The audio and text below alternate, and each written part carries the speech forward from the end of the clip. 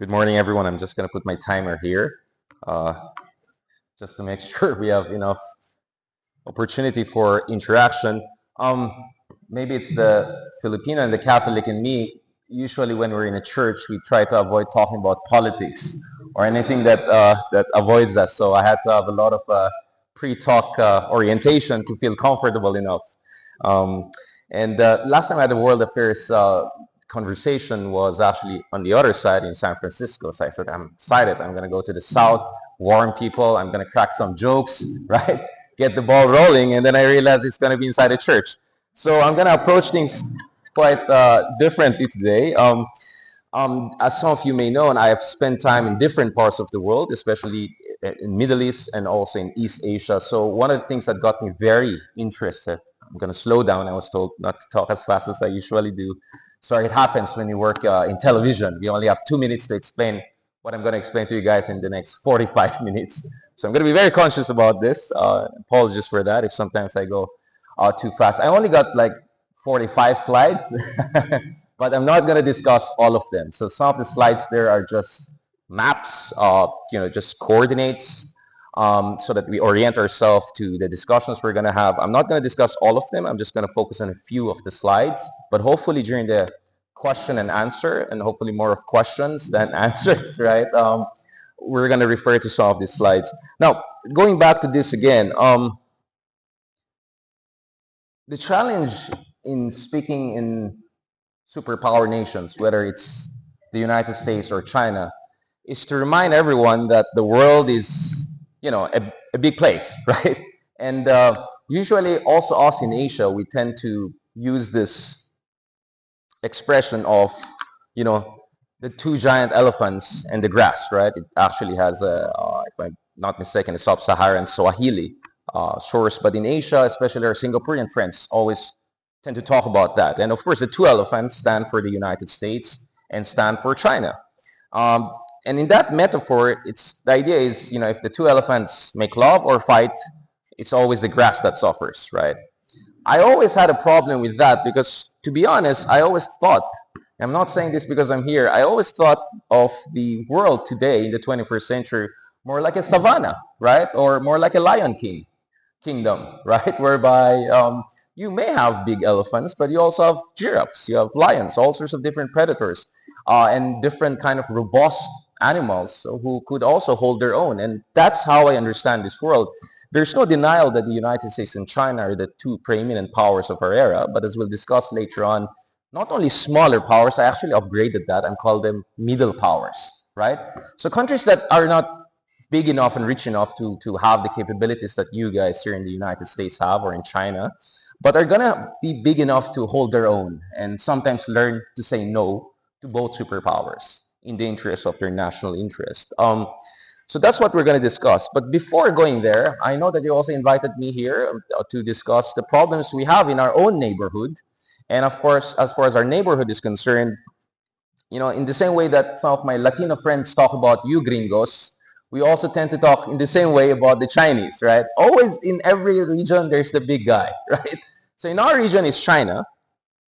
Now, very quickly, the term actually we use nowadays, and I discussed that extensively in my book, is Indo-Pacific. So I know a while ago there was a mention of Western Pacific, but increasingly we see the Pacific Ocean and the Indian Ocean as an integrated theater, both in geopolitical sense, but also in geoeconomic and psychological terms. And in fact, the person who has to be credited with that is the late Prime Minister of Japan, Shinzo Abe, in a very important speech he gave in India almost 20 years ago when he talked about the confluence of two seas. So we tend to see the Pacific and the Indian Ocean as two different theaters, but the reality is that if you look at history, that division was quite artificial. And in fact, it started with the Treaty of Tordesillas and Zaragoza, especially when the Spanish and the Portuguese, pretentiously divided the world between the two of them, right? Oh, I'm in church right now, but the Vatican played a role in that back in the day.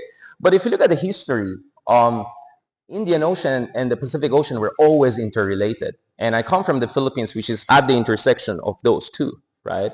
And countries like Indonesia and Australia very much are kind of a two-ocean nations. And throughout history, that part of the world was extremely interconnected. You know, Arab merchants coming from the Middle East, going all the way to Southeast Asia. That's why the spread of Islam. Chinese porcelain and Chinese products traveling the other direction. In fact, I live in a city called Manila. And Manila, actually, the word Nila comes from the Nilad, which has an Indic source, etymology, which means it refers to the color blue, right, in the Indic language. So a lot of us actually indigo. So a lot of us in Southeast Asia were actually part of a greater Indian sphere. So in short, what I'm saying is that a lot of divisions we make today of Pacific, of Indian Ocean, Asia Pacific, it actually doesn't make sense when you look at history. Now, I'm not going to go too much into that. We can have a conversation about the Indo-Pacific later on, but I just wanted to give an idea of why we use the term Indo-Pacific more and more nowadays. Aside from the fact that the Trump administration, of course, also used it a lot, and now the Biden administration. Now, having said that, the problem we have today is that there's a country called China, right, that understands today's world not very differently from how things operated in the pre-modern era, particularly the tributary system. So as you know, before the arrival of the Western and European empires, of course, it doesn't include you Americans, the Chinese had a tributary system of kind of a concentric circles of influence, right? And the idea is that they're near barbarians and they're far barbarians and they have to pay tribute to the emperor. And in fact, in history, in annals of history, there were Filipino sultans from the south who went all the way to China and paid tribute and did the kowtow and all of that. Now, that's 500, 600, 700 years ago, and we can have a long conversation about the actual dynamics of the tributary relations, because there's a lot of history out there that says, you know, what happened is that some sultan from Indonesia and Philippines will go up there, he'll pretend to pay respect to the emperor in China, but he's really just doing it for the money and the trade, right? It was really symbolic. But the reality right now is that in China, many understand their rise as an opportunity to recreate that system. And now we go to really the main discussion of today, which is, of course, this is the spheres of influence that I was talking about. This is the issue right now.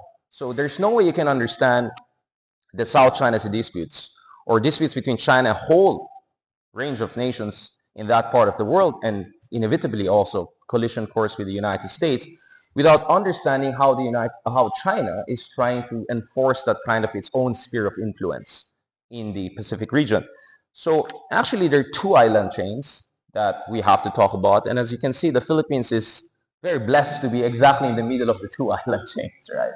So the first island chain runs from East China Sea all the way to the South China Sea. And the second island chain cuts across the Philippine Sea, goes to the South Pacific Islands. For a lot of Chinese strategists, if China wants to be a real power, it has to be able to dominate its own adjacent waters. And interestingly, this concept is not only Chinese. You can find analogs of this in other parts of the world. The Romans made the Mediterranean a kind of a Roman lake, right? And well, you Americans made the Caribbean and parts of the Pacific as part of the extension of your sphere of influence back in the day. So many strategists in China realized that one way for them to be a real power is to secure their rear. And the first island chain is important because it also includes Taiwan. And as you know, the Taiwan issue is not just a sphere of influence issue. It's about reunification of China. It's about righting some of the wrongs in history, as we'll discuss more later on. So the first island chain, the idea for China was, well, I think they're behind schedule. They were supposed to dominate that area actually 5 or 10 years ago, but they're scrambling to do that. But as you know, this is what I call the dialectics of empire. I mean, I was asked, maybe the reason why the Russians went from kicking out the Golden Horde to all the way reaching San Francisco was this dialectics of empire, right? The more you expand your territory, the more you have to create cushion, right? And then that creates its own dynamic and so on and so forth. Something similar is also happening here. If China wants to secure its dominance in the East China Sea and the South China Sea, and that's very important because if you want to take over Taiwan, you have to secure its rear, right? And that's where the South China Sea and East China Sea comes in. But if you want to be secure in the first island chain, it's inevitable that you want to also dominate the second island chain area. Now, the first island chain is really about China reasserting its historic rights, whatever they call it, that blue national soil. But the second island chain is it's about you guys kicking out the Americans from the area. It's about pushing out the Americans so that they can secure their natural backyard. Again, I'm not saying this is the right perspective. This is just the thinking, the strategic thinking in China. And actually, a lot of this is open source, right? Their strategists in PLA and in their defense colleges are openly discussing it. And interestingly, a lot of them actually cite a certain American called Admiral Mahan, right, as their inspiration. I mean, this is the reality we're facing right now. So this is where the problem is right now in our part of the world. And if you look at it, Europe is important, of course, beautiful place. The Middle East is still important. But if you look at much of the industries, much of the manufacturing power, firepower of the world is in that region. And much of the population of the world is in that region. This is the center of gravity for the 21st century. And that center of gravity is going to be even more dominant in the decades to come, as we're going to look at the numbers later on. So again, just to concretize the problem we're facing today, on the left side, yeah, that's why I was told not to do a PowerPoint, but on the left side, you'll see a cow tongue-shaped 9-dash line. So China is almost claiming 85% of the entire South China Sea. And the problem we have right now is that they don't even specify the exact coordinates. So its southern portions are actually kind of fuzzy. So it even overlaps with waters of Indonesia, the so-called North Natuna Sea. Now, if you were to follow international law, and thanks to the Philippines, we took China to international court a decade ago, more than a decade ago, and we had a very successful outcome in the arbitration case in 2016. Actually, China's claim is far smaller based on modern international law, right, compared to what they claim based on their historic rights. And just to give you a very short preview, the idea is this. You know, back in the day, China was the great guy. We had a certain admiral called Zhang He. He went around the area. That whole area belongs to us, right? It's a very problematic claim, which, let's be honest, when Putin talks about Ukraine, he doesn't sound too different to me, right? And I saw some Mongolian friends making jokes like, oh, you want to talk about history? This is what Mongolia was back in the day. You know, this is preposterous. This is ridiculous.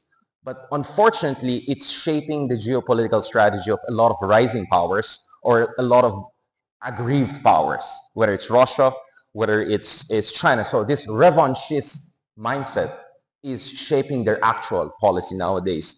Now, obviously, there are other factors that also shape how China is approaching this. It's not just identity. It's not just nationalism. Although nationalism is very important because we know that communism as an ideology lost its hold on China, especially after the Tiananmen. It was very clear that, you know, the Chinese people were no longer inspired by communism. So this hyper-nationalism, the sense that all of these areas is our sphere of influence, is politically very important to China. But that area is also very rich in resources. Fishery resources in that area is huge. The diversity is immense.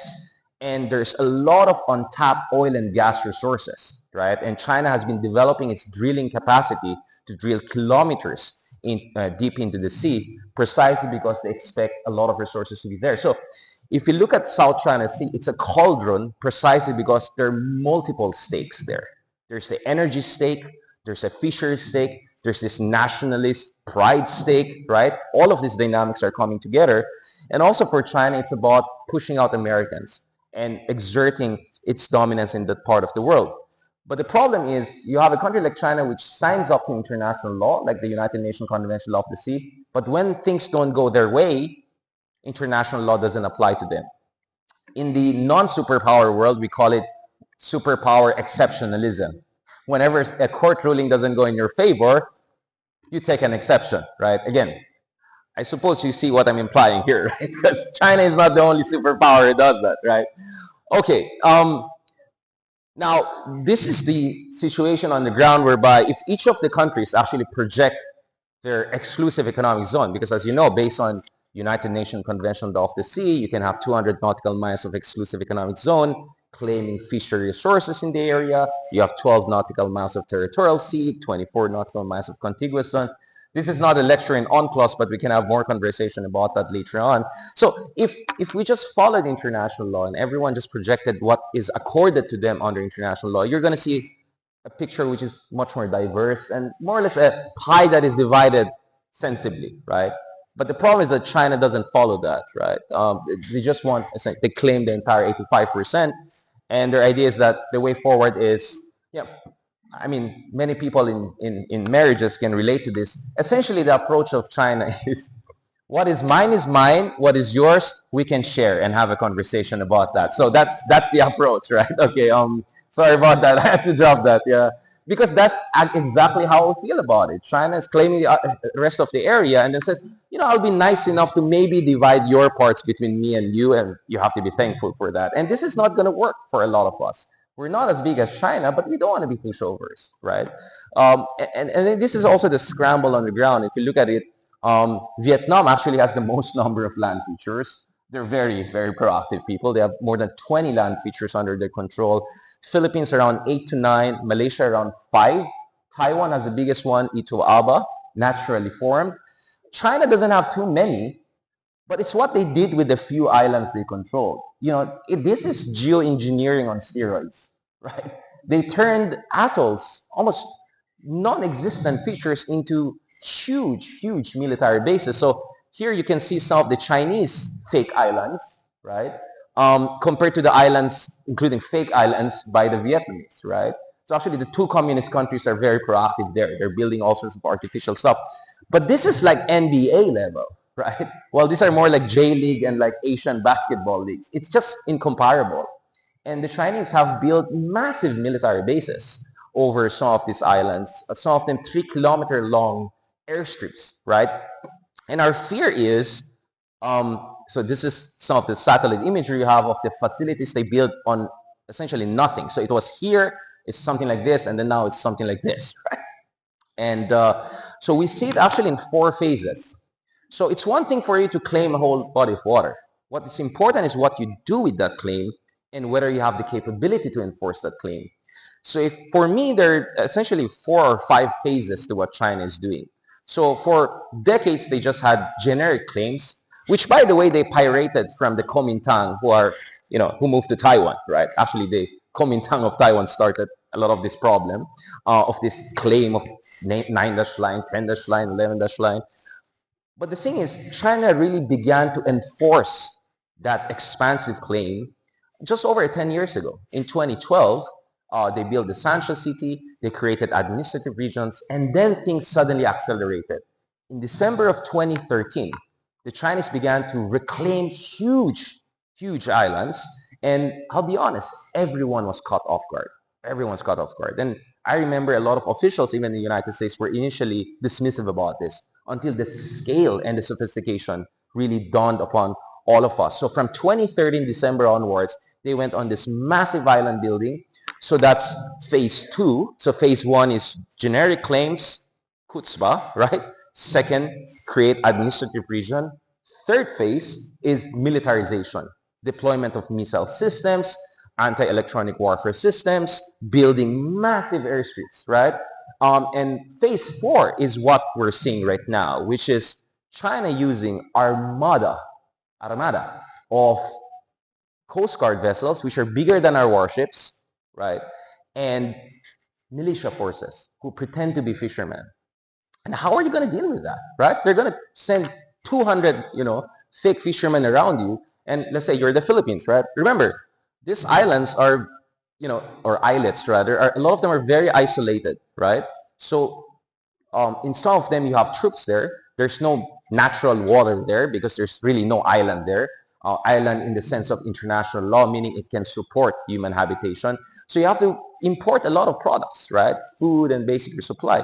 So all China has to do is not to use its massive navy. All it has to do is to use this armada. And then if you touch them, they'll say, oh, you're hurting our fishermen, our poor fishermen. They're just there for their livelihood. But everyone knows these guys all got their own version of GPS.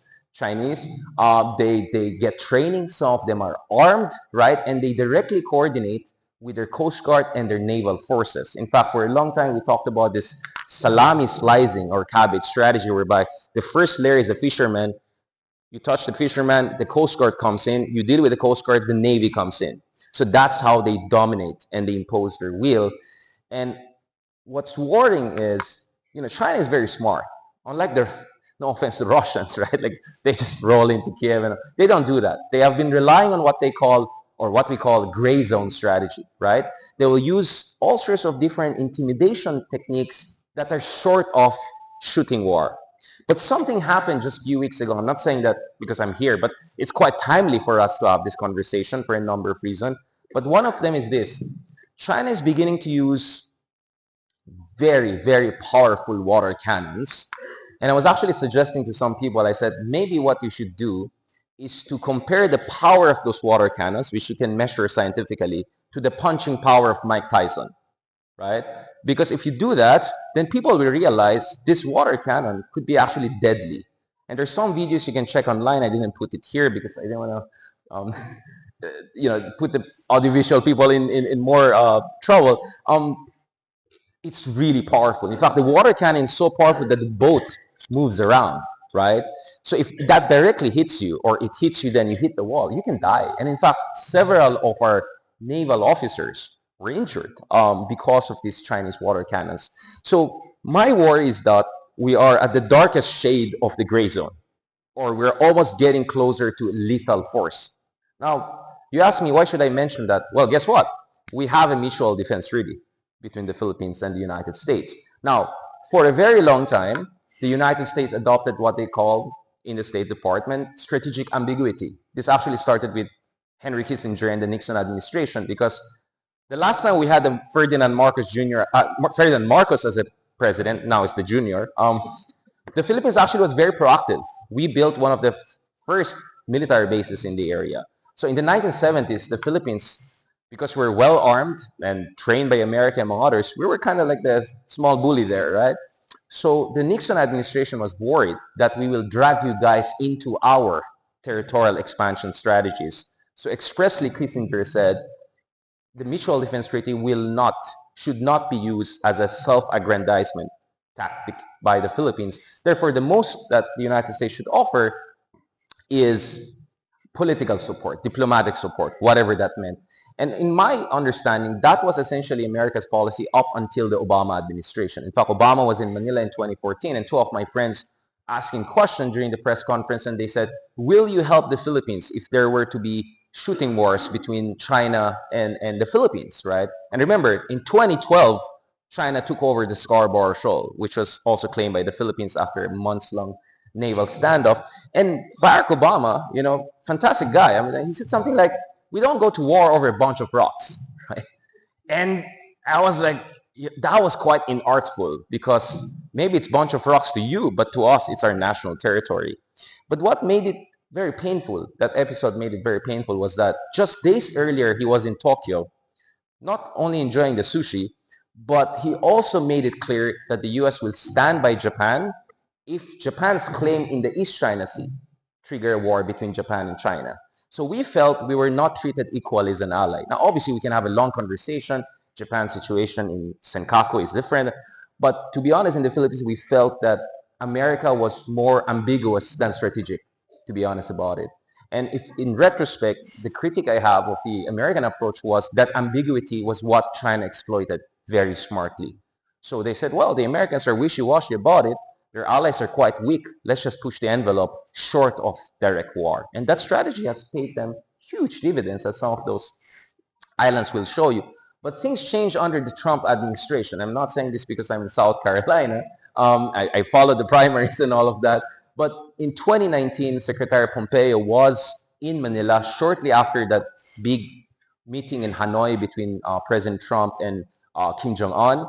And he made it very clear that any attack on Filipino troops, vessels, or aircrafts in the South China Sea, not generically in the Pacific, in the South China Sea, will activate the Mutual Defense Treaty. Months later on, there was a violent incident where a Chinese militia sank and almost killed more than 12 Filipino fishermen. And what happened there was, back then, the American ambassador Sung Kim said that even Chinese militia attacks on Filipino troops and all could activate the Mutual Defense Treaty. So I would argue that since 2018-19, while America is still neutral on the status of disputed features, the dynamics of the Mutual Defense Treaty have become much more poignant, have become much more relevant. And I think that is where it's almost impossible for America to ignore what's happening there in the South China Sea, because inevitably this is also about your alliance commitments. It's also about your credibility. And last time I checked, you got a lot of commitments all around the world. In Ukraine, the situation in the Middle East right now. So we are also wondering if America is in a position to be involved in multiple conflicts right now. So this is a very worrying situation. But good news, that's not the only problem. There's even a bigger problem, right? Next to those small islands we're fighting over, there's a bigger island called Taiwan, right? Which is also potentially going to become a point of contention, if not a theater of conflict. So as you can see, Taiwan is very close to mainland China. And some of their islands, Kinmen, for instance, if you go there, and I've been there, you can pick up and you can see the shores of China. I think this is Xiamen area and all. So some of them are very close to China. So the idea of war there is not totally impossible, right? Probability, I would still say China is learning its lessons from what's happening in Ukraine, because look at what happened to Russia. And as you look at the Chinese weapon systems, it's not too different from Russia, because they reverse engineer and pirate a lot of Russian technology. And Ukraine was a land border invasion. An amphibious attack will be a totally different ballgame.